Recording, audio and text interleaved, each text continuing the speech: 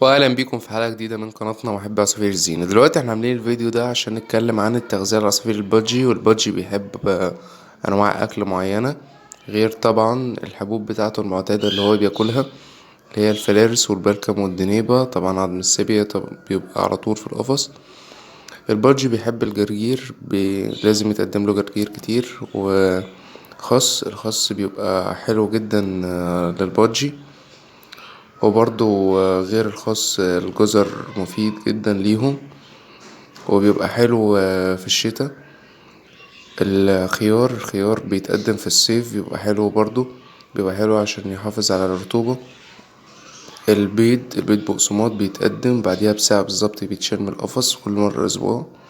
البرسيم بيبقى عبارة عن محفز ليهم للتزاوج. طرح النخل مفيد ليهم وبيقوي جسمهم بطريقة حلوة جدا. البطاطس برضو ليها تأثير عليهم، بيخليهم في حركة نشاط دايم. البنجر فيه صوديوم، بيقوي جسمهم جدا وبيخليهم كويسين في التعامل. وبرضو القشر بتاع البطيخ بيتقدم في الصيف، بيبقى جميل جدا. كوز الذرة بيجيب كوز ذرة يبقى مش مستوي، بتحطه برضو حلو.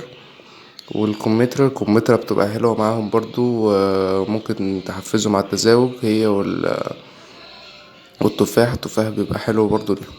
كده نكون احنا اتكلمنا عن عصافير البادجي والتغذية بتاعتها. لو عجبكم الفيديو متنسوش لايك شير سبسكرايب، ونشوفكم في حلقة جديدة من قناتنا محب عصافير الزينة.